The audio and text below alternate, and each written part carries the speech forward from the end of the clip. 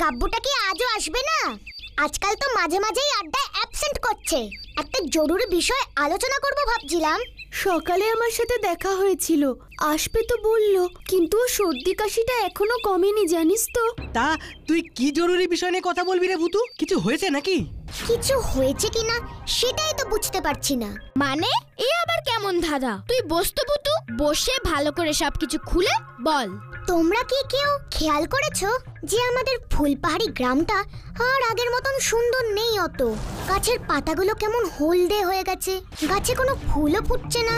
ঠিক বলেছিস রে ভুতু, আমিও এটা খেয়াল করেছি। আগের মতন রাতের আকাশের তারাও দেখা যায় না। আর গরমও কি বেড়েছে দেখেছিস? এই সব তো আছে, এর সঙ্গে আছে আবার পিপাইয়ের ঝিমুনি। পিপাইয়ের ঝিমুনি মানে? দাঁড়া আমি বুঝিয়ে বলছি। পিপাইকে তো তোরা চিনিস, সারাক্ষণ হয় পাকা পাকা কথা বলছে আর না হলে শেরুর সঙ্গে ঝগড়া করছে। সেই পিপাই আজকাল প্রায় কথাই বলে না, সারা দিন খালি বসে বসে ঝিমোয়।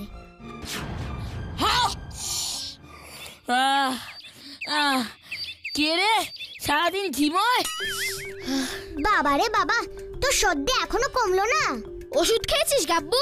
খাইনি, আবার 3 লিটার সিরাপ খাওয়া হয়ে গেছে, কিছুতেই কিছু কমছে না রে। জানো তো লজেন্স দাদা, আমার না হঠাৎ একটা কথা মাথায় এলো। কি কথা রে ভুতু? আচ্ছা, এই যে ফুলপাহাড়ি গ্রামে আর ফুল ফোটে না, তারা দেখা যায় না, পিপাই সারাদিন ঘুমোচ্ছে, গাব্বুর সর্দি কিছুতেই কমছে না, এই সবগুলো খারাপ ঘটনার পিছনে কোনো একটাই কারণ নেই তো? কি জানি, হলেও হতে পারে। না, আমার তো মনে হয় ভুতু একদম ঠিক বলছে। না রে স্যারকে, পুরোপুরি শিওর না হয়ে কিছু বলাটা উচিত নয়। সবার আগে আমাদের সত্যিটা জানতে হবে। কিন্তু কে আমাদের সত্যিটা বলতে পারবে বলতো? খুব জ্ঞানী লোক ছাড়া তো এগুলো কেউ বলতে পারবে না। আর এই ফুলপাহাড়ি গ্রামে তো এরকম মানুষ মাত্র একজনই আছেন। কে বলতো? তাই তো, একদম ঠিক বলেছিস। চল চল, এক্ষুনি বই দাদুর কাছে চল চল চল। দূষণ, পরিবেশ দূষণ বিভীষণের থেকেও মারাত্মক। মারাত্মক মানে? মারাত্মক মানে ক্ষতিকারক। এবার তুই একটু চুপ করে শুনতে দিবি? দূষণ আমাদের চারপাশটাকে আস্তে আস্তে নষ্ট করে দেয়, গাছপালা শুকিয়ে দেয়, ফুল ফোটে না, বাতাসে এমন সব বিষাক্ত গ্যাস মিশে যায় যার ফলে মানুষ, পশু পাখি সবাই অসুস্থ হয়ে পড়ে। তার মানে এই দূষণের জন্যই পিপাই সারাক্ষণ ঝিমোচ্ছে। তাহলে দাদু, এই দূষণের জন্য কি ফুলগুলো সব শুকিয়ে যাচ্ছে? হবে হয়তো। আর এই হলো দূষণের আর এক কুফল। সারা বছর সর্দি কাশি লেগেই থাকে, যতই ওষুধ খাও কিছুতেই পুরোপুরি সারবে না। আরে তাই আমার সর্দিও কমছে না। তাহলে কি আমাদের গ্রামেও দূষণ হচ্ছে বই দাদু? হচ্ছে তো, হচ্ছে বই কি। আর এই দূষণ কমাতে না পারলে আমাদের ফুলপাহাড়ি আর ফুলপাহাড়ির মানুষজনের দুর্ভোগের সীমা থাকবে না। এই দূষণ হয় কিভাবে? পরিবেশ দূষণ কি আর একটা কারণে হয়? নানা কারণে হয়। তার মধ্যে সবচেয়ে বড় কারণ হলো মোটর গাড়ি আর কলকারখানার বিষাক্ত ধোঁয়া। কিন্তু ফুলপাহাড়িতে তো মোটর গাড়ি খুব একটা চলে না বই দাদু, তাহলে ফুলপাহাড়িতে এত দূষণ কেন হচ্ছে? মোটর গাড়ি না চললে কি হবে? ফুলপাহাড়িতে যে নতুন একটা কারখানা হয়েছে, গণেশ বসাকের কারখানা, ওরই বিষাক্ত কালো ধোঁয়া ফুলপাহাড়ির পরিবেশকে নষ্ট করে দিচ্ছে। আর আমার সর্দিও। আচ্ছা বই দাদু, তার মানে এই কারখানাটা না থাকলে আবার ফুলপাহাড়ি আগের মতোই হয়ে যাবে? এত দূষণ যে হবে না সেটা আমি অলপ করে বলতে পারি। ব্যাস, তাহলে তো হয়েই গেল। আমরা গণেশ বসাককে বলবো এই কারখানাটা বন্ধ করে দিতে, তাহলেই সব ঠিক হয়ে যাবে। আর আমার সর্দিও ছেড়ে যাবে। ব্যাপারটাও তো সহজ নয়। কেন? এই কারখানাতে ফুলপাহাড়ির কত মানুষ কাজ করে রোজগার করছে। গরিব মানুষেরা দুবেলা দুমুঠো ভাত জোগাড় করতে পারছে। কারখানা বন্ধ হলে তো আবার তারা বেকার হয়ে যাবে। দেশকে এগোতে হলে কারখানা তো খুলতেই হবে। তাহলে ফুলপাহাড়িকে কি দূষণমুক্ত করা যাবে না বই দাদু? কেন যাবে না? নিশ্চয়ই করা যায়। কি করে? আজকাল বিজ্ঞান অনেক উন্নত হয়েছে। বড় বড় বিজ্ঞানীরা কারখানা নানা রকম যন্ত্র বসিয়ে পরিবেশ দূষণ রোখার নানা পদ্ধতি আবিষ্কার করেছে। শহর থেকে এ বিষয়ে এক্সপার্ট মানুষদের নিয়ে এলে তারাই কারখানা না বন্ধ করেও ফুলপাহাড়িকে দূষণ মুক্ত করে তোলার উপায় বাতলে দিতে পারবে। ব্যাস, তাহলে তো হয়েই গেল। আমরা আজই গিয়ে শহর থেকে বড় বিজ্ঞানীদের ডেকে নিয়ে আসছি। চলো চলো চলো, তাড়াতাড়ি চলো। তাহলে বই দাদু আমরা যাচ্ছি তাহলে। তোমরা বললেই কি আর অত বড় বড় বিজ্ঞানীরা এখানে আসবেন? আর যদি চলেও আসেন, দূষণ রোধের জন্য যেসব ব্যবস্থা বলবেন, যন্ত্রপাতি লাগাতে বলবেন, তার তো অনেক খরচ। তোমরা সেসব কি করে জোগাড় করবে? তাই এসব ভেবে আর লাভ নেই। আমাদের এবার থেকে দূষণের মধ্যে থাকাই প্র্যাকটিস করে নিতে হবে। ফুলপাহাড়িতে আর ফুল ফুটবে না। আমার সর্দিও আর ছাড়বে না। পিপাইও আর আগের মতো ছটফটে হবে না। না, কখনো না। তোমরা দেখো, ফুলপাহাড়ি গ্রাম আবার আগের মতন হয়ে যাবে। কিন্তু কিভাবে? কেন? ওই যে বৈদাদু বলল, কিসব যেন যন্ত্র লাগালেই হয়ে যাবে। আমরা ফুলপাহাড়ি পরিবেশকে দূষণ মুক্ত করবই। কিন্তু তার তো অনেক খরচ। অত টাকা কে দেবে? কে দেবে মানে? যে দূষণ ছড়াচ্ছে সেই দেবে। মানে? মানে ওই গণেশ বসাক বাবুই দেবেন। কিন্তু উনি কি রাজি হবেন? আমাদেরকে ওনাকে বোঝাতে হবে, রাজি করাতে হবে ওনাকে। তোরা গণেশ বসাকের বাড়িটা চিনিস তো? আমি চিনি। তাহলে চলো তো সবাই এখনই যাই।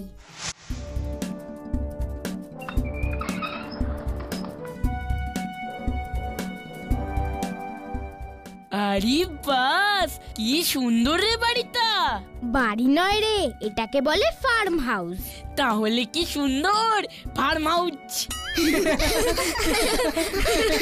ফুলগুলো কি সুন্দর দেখ ভূতু। দেখে নে, আর কদিন পরে তো এগুলো থাকবে না। দূষণে সব নষ্ট হয়ে যাবে। না না, চল না, আমরা ঠিক গণেশ বসাককে রাজি করিয়ে নেব। দূষণ ফুষণ আমি এত কিছু বুঝি না বাপু। দূষণের জন্য শরীর খারাপ হলে তো সবার আগে হবে আমার, কিন্তু আমার তো তা হয়নি। বাচ্চা মানুষ নদীতে স্নান করতে গিয়ে ঠান্ডা লাগিয়েছে, আর তাছাড়া ভেতরে আসার সময় আমার বাগানের ফুলগুলো দেখেছ, সব কি তাজা। তাই বলছি বাড়ি যাও, আর ওসব এই দূষণ ফুষণের কথা একদম ভুলে যাও। কিন্তু আমরা... শোনো, আমি একটা কথা তোমাদের স্পষ্ট করে বলে দিচ্ছি, যদি ওসব যন্ত্র লাগিয়ে আমার কোনো লাভ তোমরা দেখাতে পারো, তবেই আবার আমাকে এসব বলতে আসবে।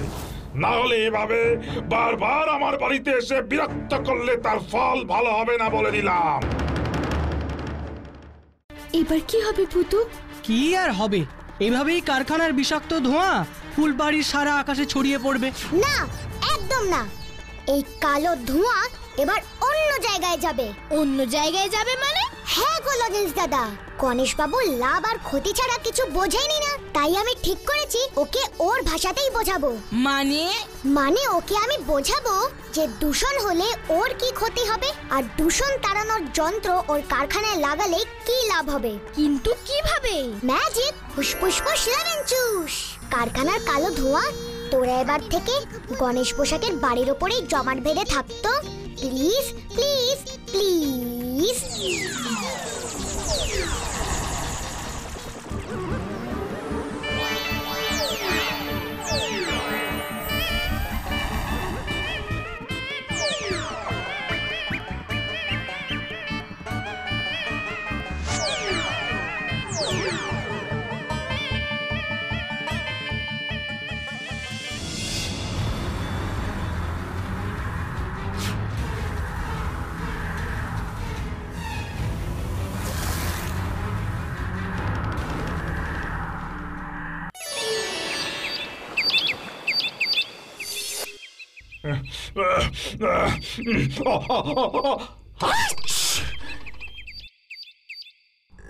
কি এত বেলা হয়ে গেল, তাও এমন অন্ধকার কেন?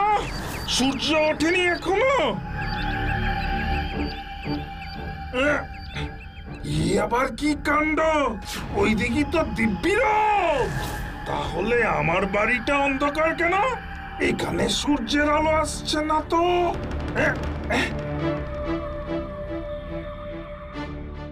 ওরে বাবা, এই যে দেখছি বিশাল বড় মেঘ। বুঝেছি, এর জন্যই এমন অন্ধকার। তাই ভাবি, যাই হোক, জোরে এক পশলা বৃষ্টি হলেই আকাশ পরিষ্কার হয়ে যাবে। না, আজ আর কারখানায় যাব না। এই সর্দির মধ্যে বৃষ্টিতে ভিজলে আর দেখতে হবে না। বুঝলি তো পিপাই, ওই গণেশ বাবুর কি অবস্থা হলো সেটা কালকেই বোঝা যাবে। দম নিতে খুব কষ্ট হচ্ছে। আমি তো ঠিক করেছি যে আবার সবকিছু আগের মতন করে দেব, তোর আর কষ্ট হবে না। আসলে কারখানার ওই ধোঁয়ায় আমাদের জল হাওয়া এত দূষিত হয়ে গেছে যে দম আটকে আসছে। এমন ভাবে বেশি দিন থাকলে আমরা সকলে অসুস্থ হয়ে পড়বে। জানি তো রে পিপাই, আমার অলরেডি ব্যবস্থা নেওয়া শুরু হয়ে গেছে। দেখা যাক কাল কি হয়। চল, অনেক রাত হলো, শুয়ে পড় যা।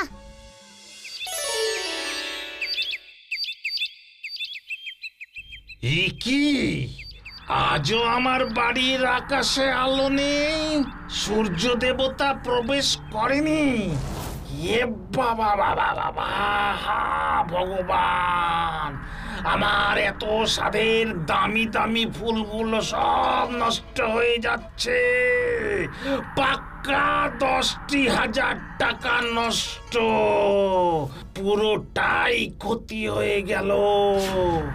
এই সব ওই মেঘটার জন্য। খুব বাজি, বৃষ্টিও হচ্ছে না, হাওয়ায় উড়ে যাচ্ছে না। এদিকে আমার কাশিটাও তো কমছে না। হঠাৎ করে এসব কেন যে হচ্ছে? কিছু একটা গড়বড় নিশ্চয়ই হচ্ছে, কিন্তু কি?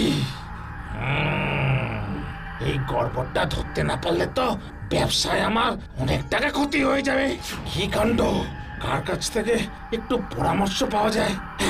এই গ্রামে তো একজন মানুষই আছে যে বলতে পারবে এসব কি হচ্ছে। না না না না না গণেশ বাবু, এটা কোনো মেঘই নয়, তাই বৃষ্টি ঝরে পড়ার কোনো প্রশ্নই নেই। এসব কি বলছেন? তাহলে আপনি বলছেন এটা বিষাক্ত কালো ধোঁয়া? একদম তাই। আর আপনার কথা শুনে যা বুঝতে পারছি, এই ধোঁয়ার কুণ্ডুলি দিন দিন বাড়বে, আর দিন দিন আপনার শরীর আরো অসুস্থ হয়ে পড়বে। বাগানের গাছপালাগুলো তো এরই মধ্যে নষ্ট হতে বসেছে। তাহলে উপায়? ওই যে আপনাকে বললাম, এখন অনেক অত্যাধুনিক যন্ত্রপাতি বেরিয়েছে। আপনি বিশেষজ্ঞের মতামত নিয়ে সেসব যন্ত্র লাগিয়ে কারখানার ধোঁয়া পরিশোধিত করুন, তাহলেই সব আগের মতন হয়ে যাবে। কি বলছেন কি মশাই আপনি? আপনি বলছেন আমারই কারখানার ধোঁয়া আমারই বাড়ির উপরে কুণ্ডলি পাকিয়ে জমাট বেঁধে আমারই সর্বনাশ করছে? এই ধোঁয়া শুধুমাত্র আমার বাড়ির মাথাতেই জমছে কেন? সেটা অবশ্য আমিও ঠিক বুঝতে পারছি না। দেখি বই পড়ে কিছু উদ্ধার করতে পারি কিনা। এখন তাহলে আমি আসি। হ্যাঁ বাবা, ধোঁয়ার বহর যে আরো বাড়ছে। কি তোমরা এখানে কি চাই? আপনাকে সেদিন এত করে বললাম দূষণ তাড়ানোর যন্ত্র লাগাতে, আপনি কিছুতেই শুনলেন না। এবার বুঝতে পারছেন তো আপনার কারখানার ওই কালো ধোঁয়া বাতাসের সাথে মিশে কত ক্ষতি করছে। আর যন্ত্রগুলো লাগালে সবার সাথে সাথে আপনারও কত লাভ হবে। ও, আমার বিপদ দেখে তোমাদের আনন্দ হচ্ছে, তাই না? তাহলে শুনে রাখো, আমি কিছুতেই ওসব যন্ত্রটন্ত্র লাগাবো না। আর ওই মেঘ, একে আমি নিজেই দূর করব, এই তোমাদের বলে দিয়ে গেলুম। এই ধোঁয়ার মেঘ ও সরাবে কি করে রে ভুতু? কি জানি, আমিও তো তাই ভাবছি। আচ্ছা দেখি না কি করে। ওই দেখ ভুতু, একই রান্নাঘরের ঝুল, যে ঝুল ঝাড়ু দিয়ে পরিষ্কার করবে। ঠিক মনে হচ্ছে গাছ থেকে পেয়ারা পারছে। এসব তো ঠিক আছে ভুতু, কাজের কাজ তো কিছুই হলো না। আমরা তো ওকে বোঝাতেই পারলাম না। আমরা বোঝাতে পারিনি তো কি হয়েছে, এবার স্বয়ং দূষণ মহারাজই মজা দেখাবেন। দূষণ মহারাজ? সে আবার কে? ওই দেখো, পুষ্পুষ্প সেভেন জুস।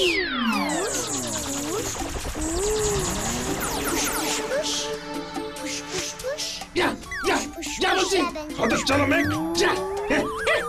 কি এসব কি?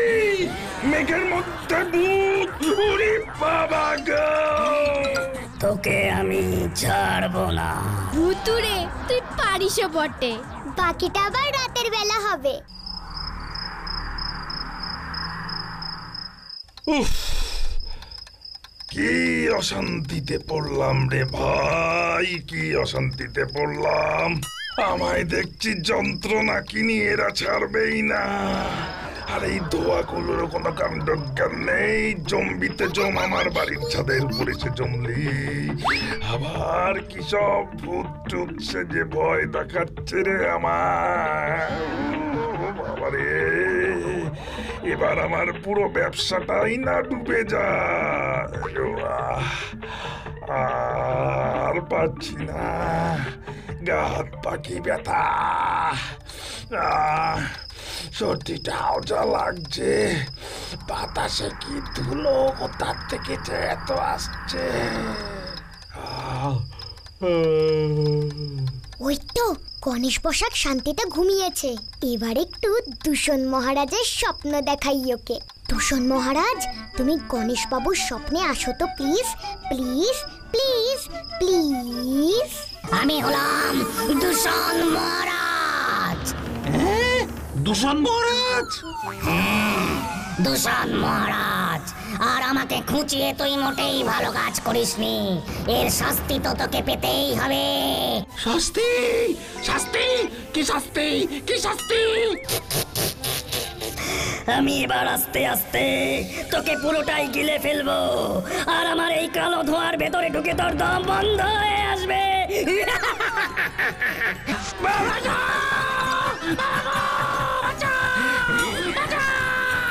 থাম, থাম বলছি, থাম।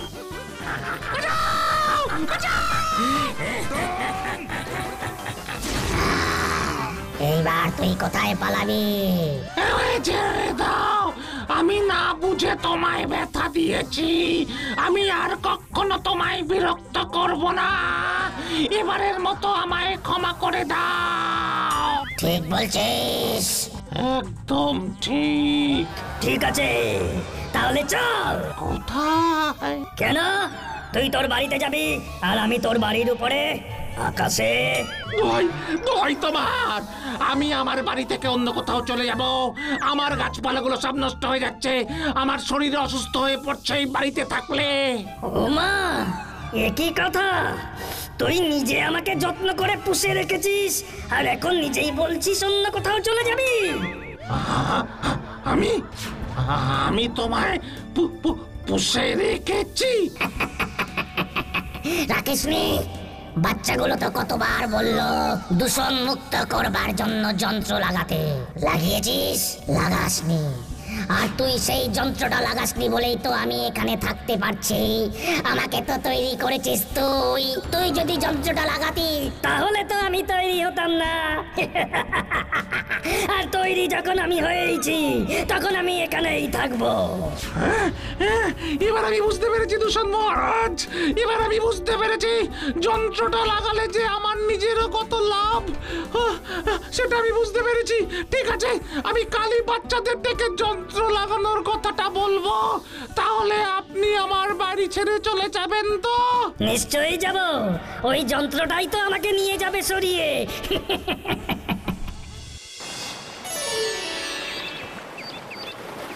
যন্ত্রটা লাগানোর সিদ্ধান্ত নিয়ে আপনি ফুলপাহাড়ি গ্রামের অনেক উপকার করলেন। তোমরা অনেকবার করে বোঝানো সত্ত্বেও আমি দূষণের ক্ষতিকারক দিকটা বুঝতে পারিনি। সেটা বুঝতে বুঝতে আমার একটু বেশি সময় লাগলো। দেরি হয়েছে তো কি হয়েছে, আপনি বুঝেছেন এই তো অনেক। না গো বাচ্চারা, এই দেরির জন্য আমার অনেক বড় ক্ষতি হয়ে গেল যে আমার সাথের ফুল গাছগুলো সব নষ্ট হয়ে গেল। গোটা বাগানটাই নষ্ট হয়ে গেল। পাকা 50,000 টাকার ক্ষতি হয়ে গেল আমার। লজেন্স দাদা, ওনাকে বলে দাও যে আমরা সব ঠিক করে দেব। ওসব নিয়ে আপনি ভাববেন না, আমরা সবাই ফুল গাছ খুব ভালোবাসি। আমরা আবার যত্ন করে আপনার বাগান সুন্দর করে সাজিয়ে দেব। সত্যি বলছো তোমরা? আবার আগের মতো? বেশ, তাহলে তোমরা আমার বাগানটা সাজিয়ে দাও, আর আমি ওদিকে ফুলপাহাড়িকে দূষণ মুক্ত করবার সমস্ত রকম ব্যবস্থা করছি। আমরা ফুলপাহাড়িতে আরো বেশি বেশি করে গাছ লাগাবো। ঠিক আছে, তাহলে এবার আমার কাজটা আমি করি। কারখানার ধোঁয়া, তোমরা আবার সবাই ভ্যানিশ হয়ে যাও তো প্লিজ, প্লিজ, প্লিজ, প্লিজ।